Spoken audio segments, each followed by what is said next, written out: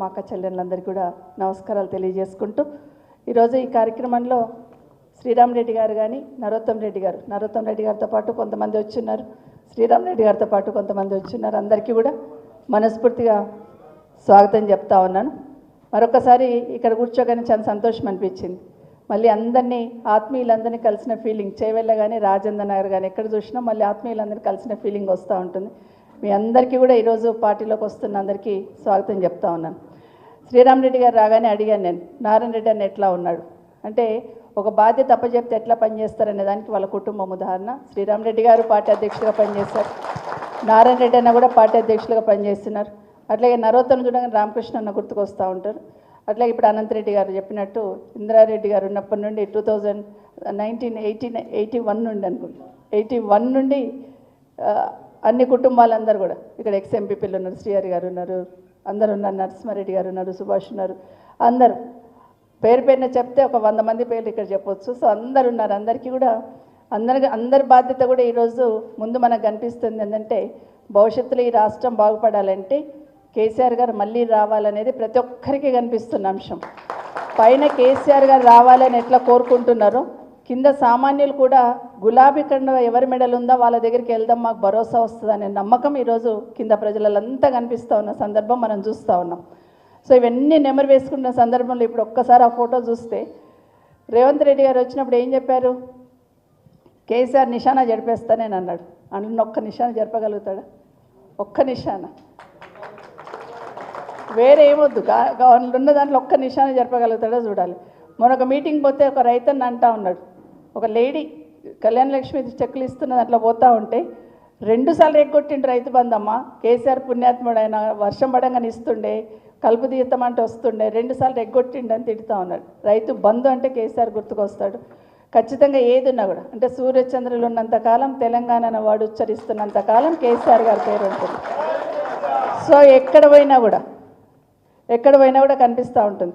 ఇప్పుడు మీరు మోయినాబాద్కి వెళ్ళి వచ్చినారు, చేవెళ్ళకి వెళ్ళి వచ్చినారు, రాజేంద్రకి వెళ్ళి వచ్చినారు. ఎట్లా కనిపించింది మనకు? రింగ్ రోడ్ ఎక్కగానే ఎక్కడ చూసినా ఎవరు కనిపిస్తారు? 100% కేటీఆర్ కనిపిస్తాడు. అక్కడ ఏ ఫ్లైఓవర్ చూసినా, ఏ రోడ్డు చూసినా ఒక పర్ఫెక్ట్ ప్లానింగ్, ఎక్కడి నుండి ఎక్కడికి లింక్ కలపాలా, ఎక్కడ ఫ్లైఓవర్ వేయాలి, ఎక్కడ అండర్ పాస్ చేయాలా, ఎమ్మెల్యేలుగా మాకు లేని అవగాహన ఈ హైదరాబాద్ సిటీ మీద, రింగ్ రోడ్ లోపల ఉన్న ప్రతి దాని మీద సంపూర్ణ అవగాహన ఉన్న ఏకైక నాయకుడు 100% కేటీఆర్ గారు. అది నేను చెప్పగలుగుతాను. నేను అసలు షాక్ అయిపోయినా. ఒక రోడ్ ఫౌండేషన్ ఎన్నికే తీసుకెళ్లారు. ఒకసారి తీసుకెళ్ళినప్పుడు ఈ రోడ్ ఎక్కడికి పోతుంది తెలుసా అక్క అని అడిగారు. ఎక్కడికి పోతారంటే మణికొండకు పోతుంది అన్నాడు. ఆ కొండల గుట్టలకి వెళ్ళి మణికొండకి ఎందుకు తీసుకెళ్తుందంటే, ఈ లింక్ రోడ్ తీసుకొస్తే ఇంకా డెవలప్మెంట్ అవుతుంది, దగ్గర అవుతుంది అక్క అని చెప్పినప్పుడు నిజంగా షాక్ అయిపోయినా ఆ కొండల గుట్టలు. సో అది తెలంగాణ రాష్ట్రంలో ఇంతకుముందు బాబు చెప్పినట్టు ఈరోజు చిట్ట చివరి స్థానానికి రేవంత్ రెడ్డి గారు తీసుకొస్తే, తెలంగాణ రాష్ట్రం దేశంలో మొదటి స్థానంలో నిలిపింది కేసీఆర్ గారు. అది చాలా గర్వంగా చెప్పుకున్నాం. మేమున్నాం మొదటి స్థానాల్లో అని చెప్పుకున్నాం. కానీ ఈరోజేమో 1.5 ఇయర్లోనే ఎంత అధోగతి పాలైందనేది మనం చూస్తూ ఉన్నాం. నిజంగానే కేసీఆర్ గారి నిశాన్ అంటే, ఒకసారి నవాపేట విన్నాను నేను.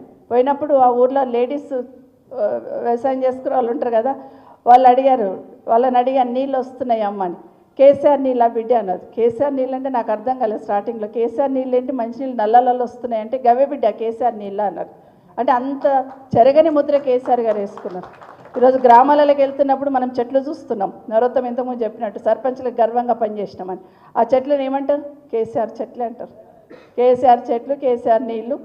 కాబట్టి కేసీఆర్ నిశాన ఎవ్వరూ చెడపలేరు, అది వాస్తవం. గతంలో రాజశేఖర రెడ్డి గారు ఉన్నప్పుడు మనం ఆరోగ్యశ్రీ ఫీజు రియంబర్స్మెంట్ రాజశేఖర రెడ్డి అని ఎట్లా అంటాం, అట్లాగే కేసీఆర్ గారు కూడా నిశాన చెడపలేని ముద్ర తెలంగాణ రాష్ట్ర ప్రజల గుండెల్లో ముద్రించింది వాస్తవం.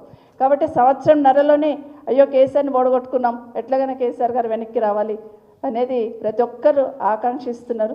మన మోయినాబాద్కి వెళ్ళి వచ్చినారు. మీరు 111 జీవో దియగానే మీరు ఏం చేసినారు? సంబరాలు చేసుకున్నారు. బాబాయ్ ఇంకెక్కడికో వెళ్ళిపోతాం మేమని. జస్ట్ దాన్ని జీవో ఇంప్లిమెంటేషన్ చేస్తున్న మన టైంలోనే ఎలక్షన్స్ వచ్చినాయి. కానీ ఇప్పుడు ఈ గవర్నమెంట్ వచ్చినాక ఏం చేసింది? ఒక్కసారి అడుగుతున్నారా? ఒక్కసారి అడిగితే దానికి సమాధానం చెప్పే దిక్కులేరు. 111 జీవో దేవుడారు కానీ హైడ్రా తీసుకొచ్చి మనను కథం పట్టించే పని అయితే ఆగం చేసింది. హైడ్రా తీసుకొచ్చి ఆగం చేసింది. ఇది మనం చూస్తూ ఉన్నాం.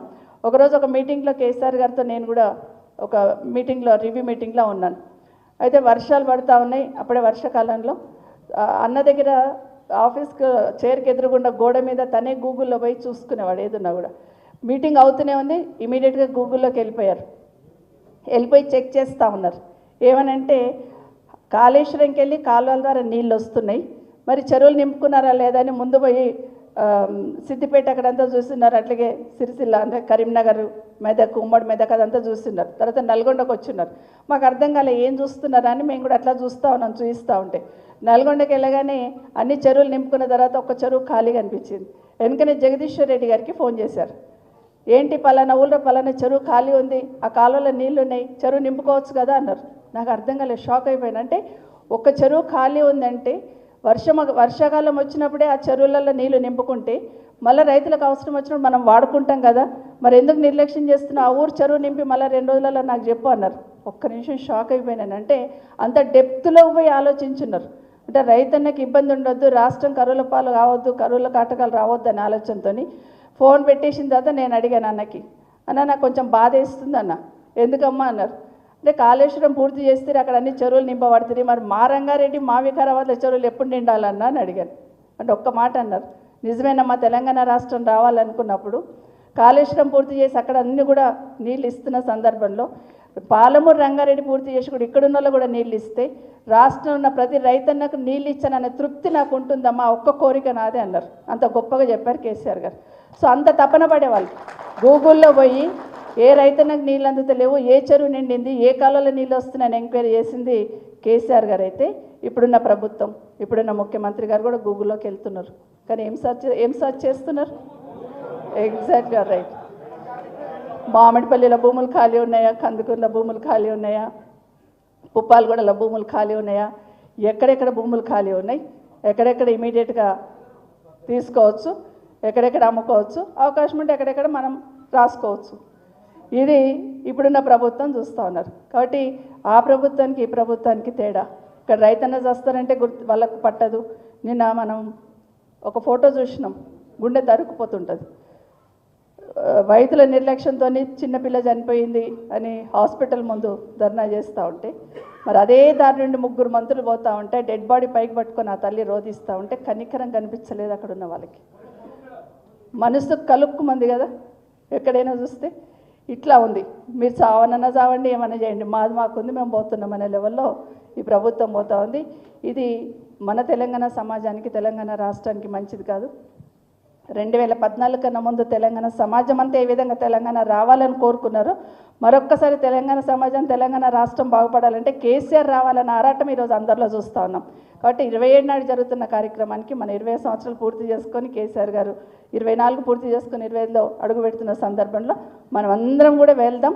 ఆ కార్యక్రమానికి వెళ్ళి ఖచ్చితంగా ఈ రాష్ట్ర ప్రజలకు భరోసా కల్పించడానికి మాత్రం ఆ మీటింగ్కి వెళ్ళాల్సిన అవసరం ఉందని మరొకసారి మీకు అందరికీ కూడా తెలియజేస్తూ, వచ్చిన అందరికీ కూడా మనస్ఫూర్తిగా స్వాగతం చెప్తూ, జై తెలంగాణ, జై కేసీఆర్.